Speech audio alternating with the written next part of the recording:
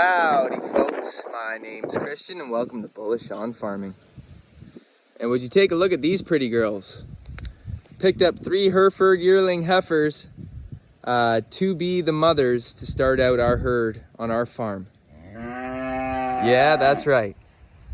And this is our farm. For those of you who've been joining the channel and following along, God bless. For those of you here the first time, thanks for stopping by.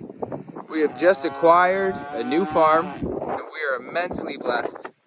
Me and my girlfriend just moved into our place right on the farm over there, and we got pasture right beside us, some beautiful cattle facilities and barn structures on the property. And right now these girls have access to a 5-acre field, and the field I'm standing in right now where the fence is dividing is where I'm keeping the bull. We picked up a yearling bull, and we'll go take a look at that guy in a second.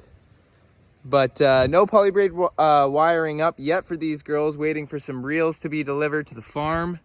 Once I get those delivered, I'm gonna start cutting this field out into pieces. Although it's more than enough for 3 yearling heifers, this 6 acres will probably tie them off. We're at November 4th or 5th for the whole month. But I got, fields of pasture down that way. We got about 75 grazing acres and another 75 of workable land with some bush. Right now these girls are just free range until the reels arrive and we get some more equipment on the farm.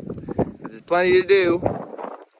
Just wanted to show these 3 girls. They're about 10 months and they're looking good. Bought them off a family that's been growing Herefords for years. Their folks have been growing Herefords before them. They said they had no calving issues, with their group. And although that doesn't really guarantee anything, it's good to know.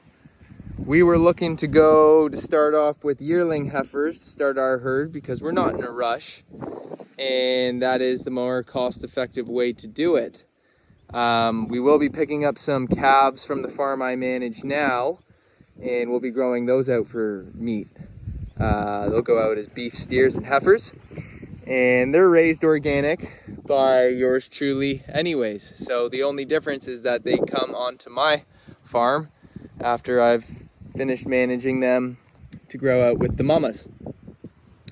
And those will be Angus. For those of you who follow this channel, I manage a organic grass-fed, grass-finished Angus herd on a farm in southern Ontario. And this is my own personal farm that I have now acquired, and I'm going to talk a little bit about that. I am leasing this land, so when I say I have acquired a farm, I mean that I have acquired land to start a farming business. And although we plan on living here for quite some time, and it has the amount of acreage that we're happy to be growing into, we are leasing the land and renting the house. And for those of you who are familiar with, Greg Judy and Joel Salatin, they advocate for leasing land when you can. And I came across this opportunity with the intention of finding land to lease or lease to own. And a beautiful arrangement came up, and now I'm leasing this land, working in partnership with the owners of the farm, and starting our own farm and livestock production, all regenerative practices. And this land was farmed organic by the previous owner, and we're going to continue that. And so, yep, I think we've spent a good enough time here just admiring the pretty heifers. I don't know why, but I was just having an affinity to get some Herefords, and I really like their coloring. And I know that certain people are picky, in particular about, certain traits that are sought after for Herefords. I'm not too picky. I'm about starting a beef herd and taking care of the land and the animals. And so we welcome, good genetics on the farm. But when it comes to other, connoisseur type things, we're just starting out here, folks. So we don't want to be too picky. And what I share here on this channel is what I would be doing and what I am doing when starting a farm and in my farming practices. They're all cost-effective, low overhead costs, start generating cash flow on your farm. Now, you know, those of you who run cattle know that just cattle alone, if you're starting a farm, you won't see a return on investment for a couple years. If you're looking to do your own homegrown beef, cow-calf operation. And so it's not necessarily the best thing to put your money in right off the bat. But with cattle, you got to start earlier rather than later to actually start developing a herd. And because my passion is cattle and ruminant animals, moving them across landscape, I had to get cattle. I couldn't be on a farm without cattle. That's just me. But, you know, we're talking about doing some sheep up in that horse barn over there with 2 paddocks in there. And the fencing's great. So I think a few ewes with some guard dogs would be great. And we're on the fence about that. If anyone has any, you know, experience with lambing through the winter or running sheep, or has anything they'd like to share about just starting out with a few ewes, please share down below. I'd love to hear it. I'm not very experienced with sheep. Mostly cattle, pigs, chickens.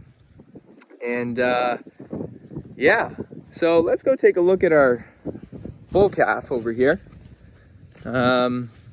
These girls, you know, they got their water trough up in the barn right through that door, and it's all split by the gate, so they can't make contact with the bull. They can see each other, and they're just free ranging all that. Same goes with the bull. He has this whole 5-acre field. And then he tracks back. He can go into the barn in this door, and he's also got a water trough right over there. And you can see the bull's got the whole palace to himself. And what's unique about this bull is he is a low-line Hereford cross. So those of you who aren't familiar with low-line Angus, it is a breed that has developed through breeders looking for a smaller framed cow in the Angus. And it's down to about 75 to 80% of the regular Angus. And this guy's about 10 months. And he's actually crossed with Hereford, so he'd be a bit bigger than a pureblood low-line Angus cow. And I'm trying to see if I just get his head to turn a bit. Take a look at him from the side, eh, buds? You can see he's quite compact, but he's got decent proportions. And, you know, because he's not a proven bull, he's cheap. But he was showing interest in the girls, and he was flaring up. And, you know, he does have a certain look about him. Let's get him out in the light.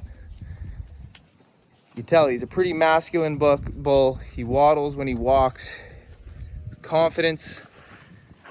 You know, he's thick in the neck. And it was a little bit of a newer experience for me because I'm not used to this smaller breed. But what I am looking for is a smaller framed beef cow to finish. Because we're going to be grass-fed, grass-finished, on grass, finishing between 24 and 28 months. Ha, let's go, boy. He's got a nice set on him in the back, a little hairy. I know some bull connoisseurs, or whatever the word is you want to, specialists, say that, you know, a cleaner scrotum is better. But like I say, we're starting out with beef here, folks, not show cattle. Huh. We want to breed back good genes, but we also want to start a sustainable farm production and business to support the whole thing and make sure we can keep farming. And so as you can see, next to these girls, his back's actually a little bit lower. That's where the low line cross comes in. But, you know, he's still got lots to grow yet. Very young, 10 months. And by July, you know, he'll be ready to go for breeding season, as will these girls. And so I'm really looking forward to the cross between these girls and the beef cows that we're going to be putting out, because these Herefords are purebred. And if you're thinking, well, will he be able to get up there and get the job done? Yeah, I think he will. He's still got more to grow yet. You know, his back may be in height similar to these girls when they're full grown, maybe a bit smaller, I don't know. But he's definitely going to fill out and be able to do the job. I've done some research on it, and there's not tons out there, not a lot of guys doing this. You know, a lot of guys going for Galloways, Highlanders, smaller heritage breeds to get that smaller frame grass finished cow. But I'm a fan of the Angus and a little bit of the traditional cattle. So, you know, this low line really appealed to me, and not many people are doing it. And I hope that this channel would be a testimony as to what it's like to cross a low line Hereford bull with a more conventional, larger framed cow like the Herefords. So stay tuned for that, because here we're all about, you know, finishing on grass, folks, not increasing your grain bill and having to deal everything that comes with that, but working with an efficient animal that can keep its condition and gain 1 pound to 1.5 pounds per day on grass right up until finishing time, and get that marbling and intramuscular fat content that you want in your meat, and not that to be your weakness because you are doing grass-fed, grass-finished. You want that to be a strength that is a consequence of properly grass finishing your beef. And so we're excited about that, trying something different. And, you know, we'll see how it goes. So thanks for stopping by, folks. Really appreciate y'all checking out the channel, commenting, subscribing. Anytime, you're welcome here. God bless y'all.